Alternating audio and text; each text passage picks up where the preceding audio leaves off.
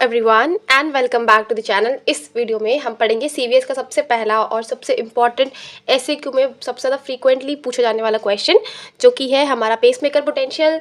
अब पेसमेकर क्यों बोलते हैं? क्योंकि जो हमारा एसए नोड है उसको हम पेसमेकर बोलते हैं। और हम यहाँ पे किसके बारे में पढ़ रहे हैं?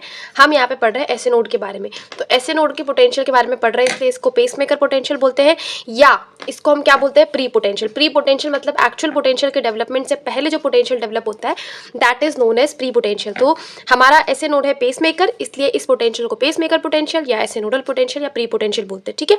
अब जो एसए नोड है, इंपॉर्टेंट चीज़ क्या है कि जो एसए नोड का पोटेंशियल है, ठीक है, वो कांस्टेंट नहीं रहता। मतलब अगर ऐसे समझो कि ये कांस्टेंट नहीं है, तो ये क्या कर रहा है? ये हमारा वेरी कर रहा है -55 मिली वोल्ट से लेकर -60 मिली वोल्ट तक। इन दोनों के बीच में क्या करता है? ये ऑसिलेट करता रहता है एक्चुअली में। ठीक है। अब होता क्या है? ठीक है, इतना तो समझ में आ गया। अब होता क्या है कि जो हमारा पेसमेकर पोटेंशियल है वो टोटल 3 पार्ट्स में डिवाइडेड है। मतलब 3 के कारण होता है, 3 चीज़ों के कारण। अब वो 3 चीज़ें क्या है? देखो, 1, 2 और 3। तो सबसे पहला फर्स्ट पार्ट, सेकेंड पार्ट और थर्ड पार्ट अगर देखें तो फर्स्ट पार्ट जो होता है वो होता है बिकॉज ऑफ आई के डी के। आई के मतलब क्या है?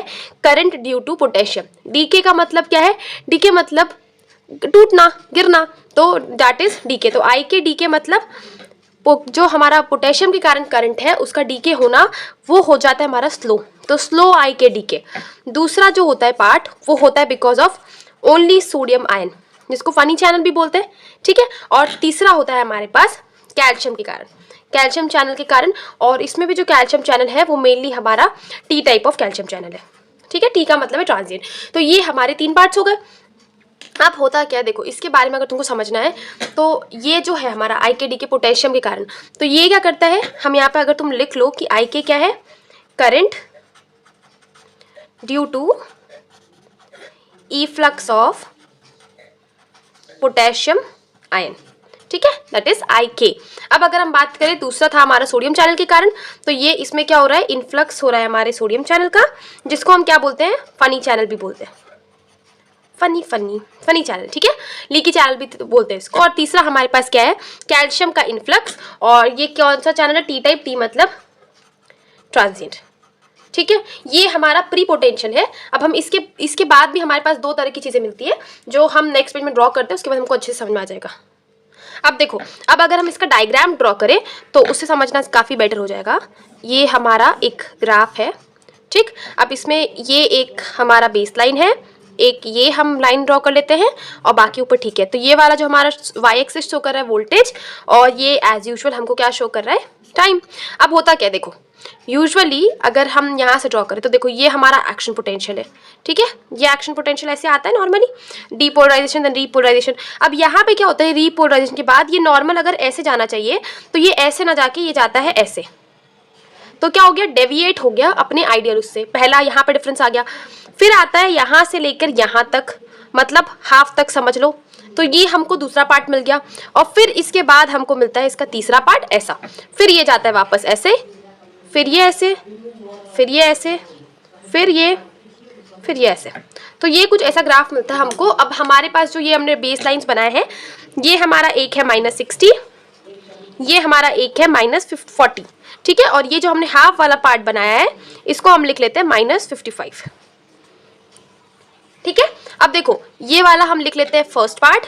फर्स्ट पार्ट हमने क्यों लिखा था? आई के डी के कारण। फिर ये हमारा है सेकेंड पार्ट, क्यों लिखा था? सोडियम के इन्फ्लक्स के कारण। और ये था हमारा थर्ड पार्ट, किसके कारण?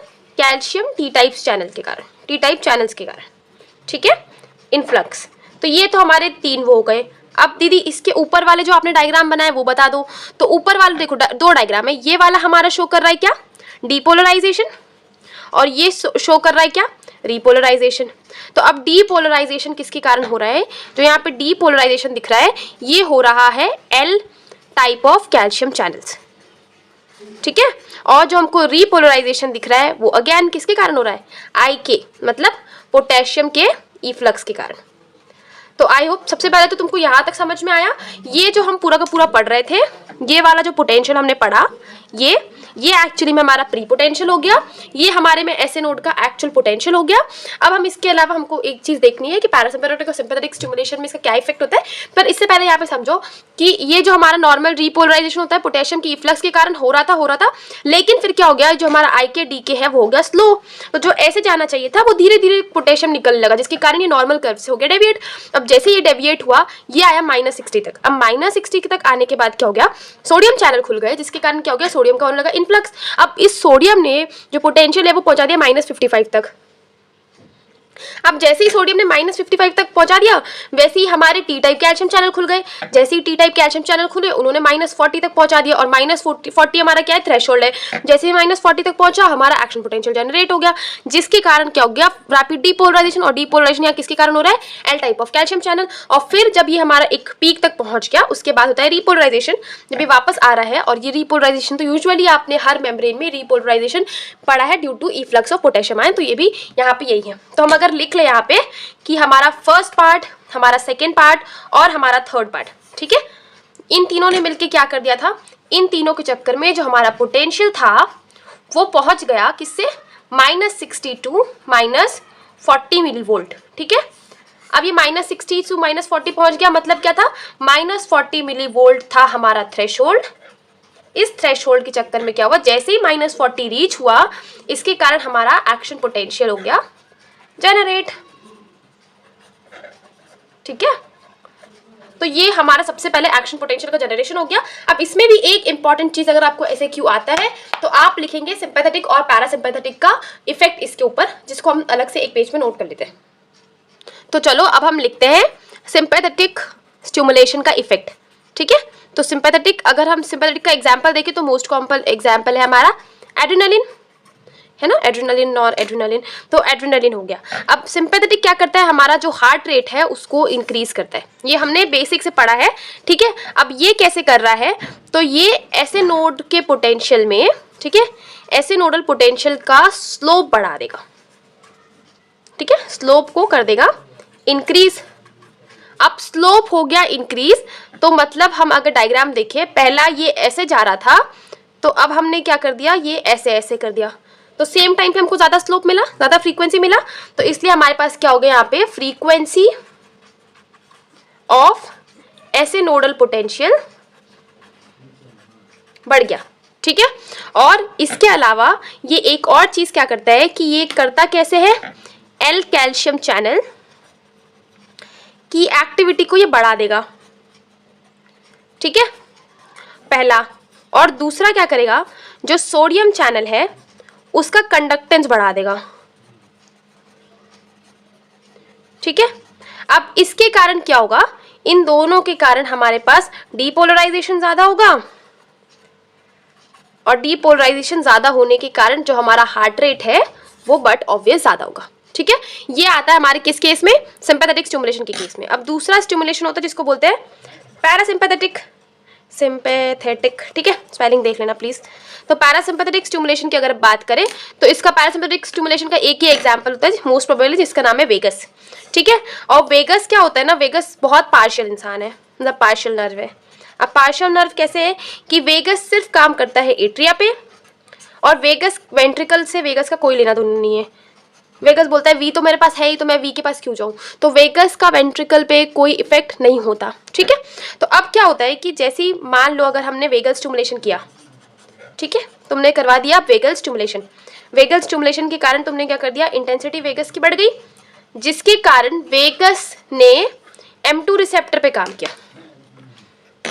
ठीक है, M2 रिसेप्टर, अब M2 रिसेप्टर ने क्या कर दिया, हमारा जो हमने ऊपर पढ़ा उसका उल्टा, मतलब इसने हमारे प्री पोटेंशियल का स्लोप कम कर दिया, और प्री पोटेंशियल का स्लोप कम होने के कारण हमारा हार्ट रेट हो गया कम।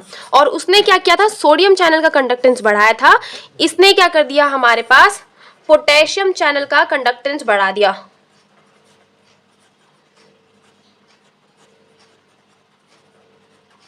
ठीक है, तो ये था पूरा का पूरा हमारा प्री पोटेंशियल और उसके स्टेजेस, उसमें एक्शन पोटेंशियल कैसे जनरेट हुआ, और सिंपैथेटिक और पैरासिम्पैथेटिक का कैसे इफेक्ट होता है। हमने हमेशा से पढ़ा है कि सिंपैथेटिक स्टिमुलेशन से हार्ट रेट बढ़ता है, क्यों, क्योंकि जो ऐसे नोडल पोटेंशियल है उसमें जो स्लोप है वो बढ़ जाता है, स्लोप के बढ़ने के कारण फ्रीक्वेंसी बढ़ जाती है। और पैरासिम्पैथेटिक में वेगल स्टिमुलेशन से क्या होता है कि स्लोप जो है हमारा कम हो जाता है due to M2 receptor stimulation, और स्लोप कम होने के कारण जो हमारा हार्ट रेट है वो कम हो जाता है। तो this was all about the pre potential.